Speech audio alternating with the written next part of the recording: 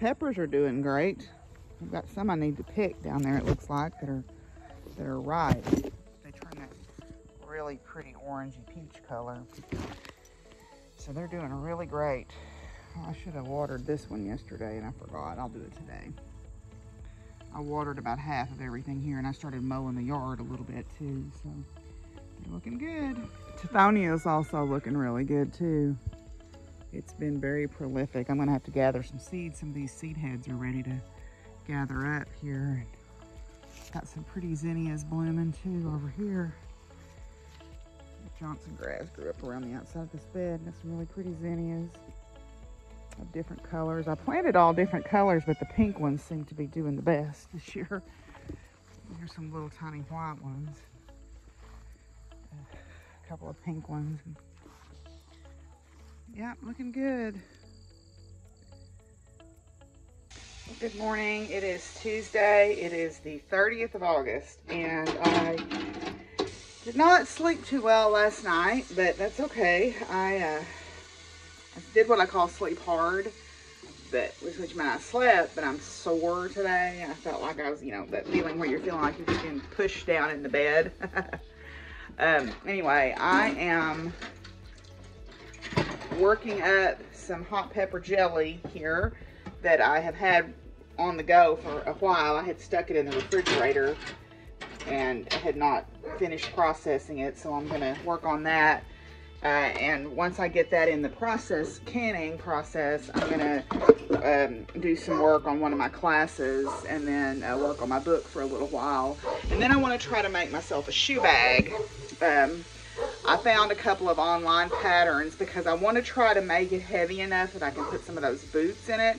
So what I thought I would do is measure the dimensions at the back of my door and then measure the dimensions roughly of a pair of those boots and see if I could put like different size pockets. So maybe 2 pockets per row for boots and 3 pockets per row.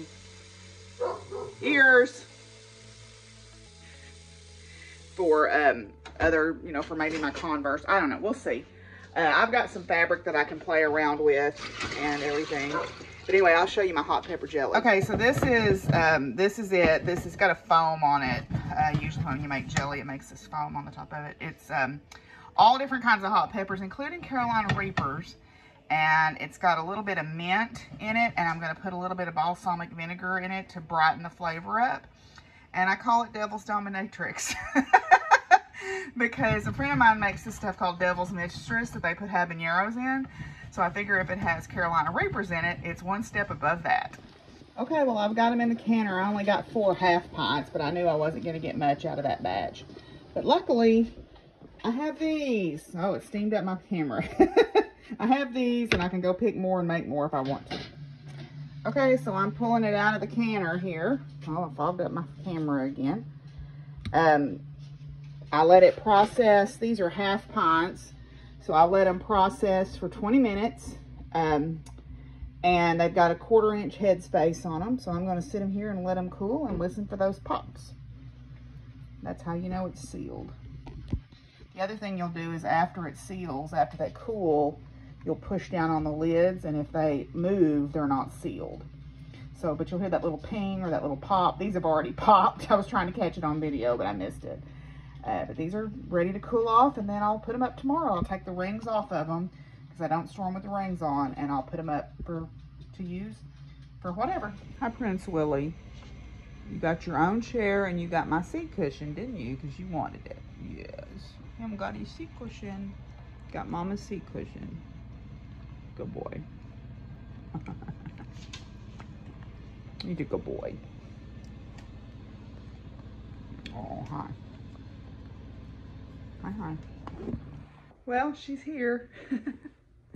Shawnee Pottery Company, Piggy.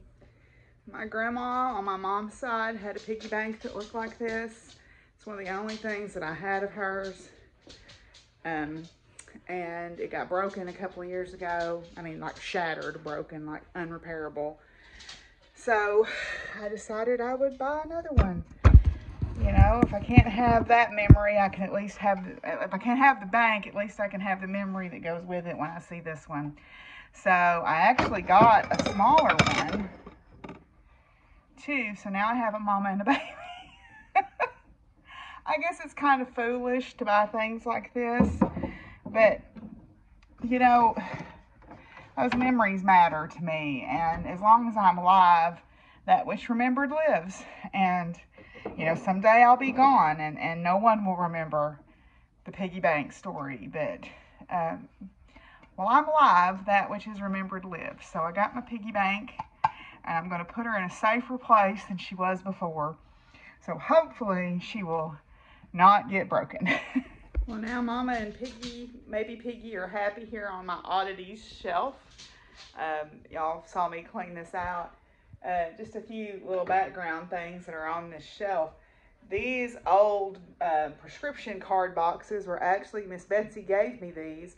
These were from the pharmacy that her son bought and was cleaning out the storeroom. And these are some of the old original pharmacy card holders from the original Atkins pharmacy. And then up here, this is a piece of a quilt. The quilt was mostly ruined. So I cut it's still, you know, it's still got some torn places in it, but I think that adds character. This was one of my family's quilts. Sadie. And this little powder box here, this was also another thing that I had of my mom's mother's. It was what she used to keep her powder, her scented powder in on her dresser. And then most of the other things that are here that you see, I've gotten from flea markets or thrift stores or whatever, including this little tiny piece of cross stitch. It's a little blue jay. It doesn't have a name or anything on it, but little tiny blue piece of cross stitch that I got for 50 cents at a flea market one day.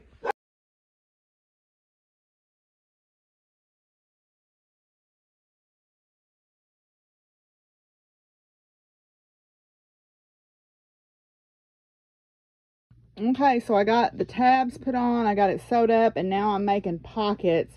This size pocket I think will hold, I could either divide it into 3 sections and put like my Rocket Dog shoes in it, or I could divide it into 2, and I think it would hold those Converse pretty well. I'm gonna have to make them slightly bigger, I think, for the boots, but I think right now this is a good size. Okay, well I pinned on another pocket. This one I'm just gonna make a 2 pocket one, and then I cut out the rest of them to put on here. So I think I'm gonna quit on this for tonight and go make me something to eat. So we'll go do our cards. Well, there's some little pop-up showers going on around us, so I'm really hoping we get one to come over us so I don't have to water the rest of the garden. I watered my containers out front, but I need to water the rest of the garden too. So hopefully we'll get a little pop-up shower that'll give us enough moisture that I won't have to do that. Well, that would be great. So, all right, let's do our cards here and pull them out. That one and this one.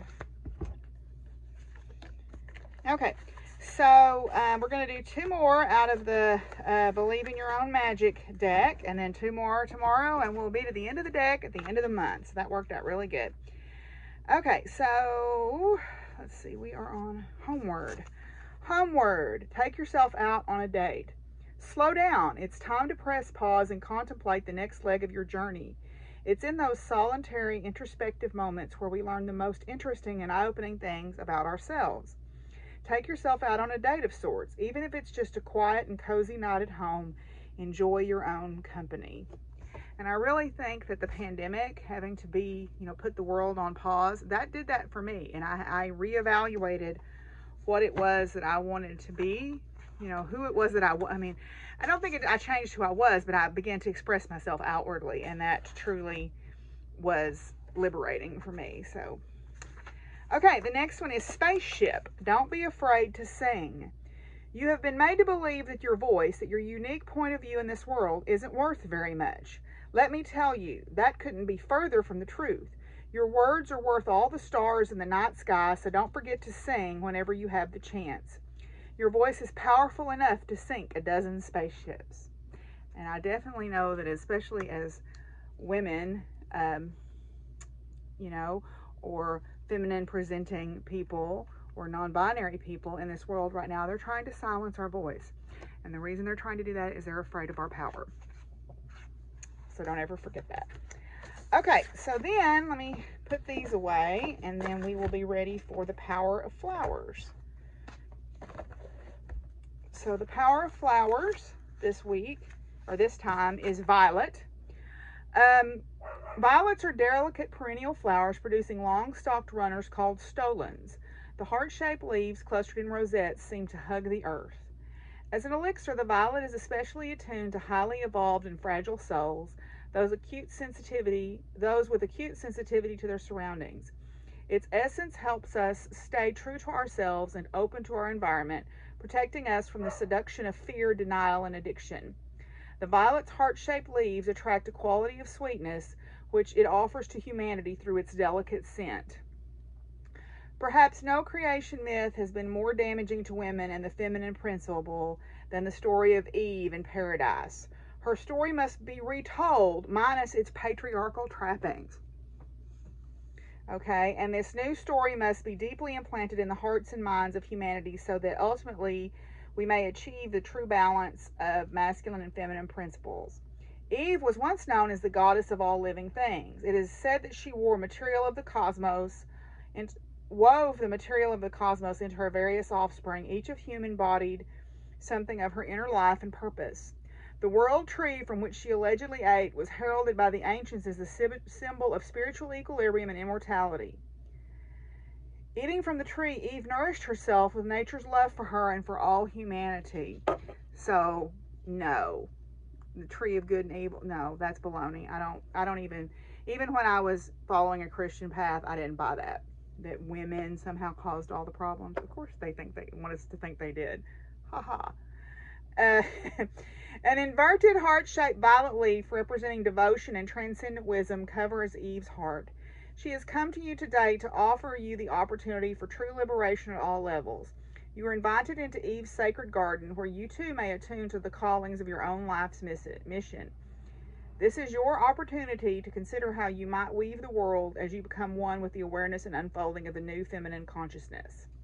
Garden of Violets is a paradise where the reverence of Eve is reborn. With passion and self-love within me, I embody the beauty of Earth's purity. Within my soul, I am free. Well, that doesn't work for the rhyme at all, but even my friends who are Christian, who are more progressive in their thought and inclusive in their thought, they don't buy into this whole idea that women committed this horrible sin. That is a patriarchal story to try to put their heel on the necks of women.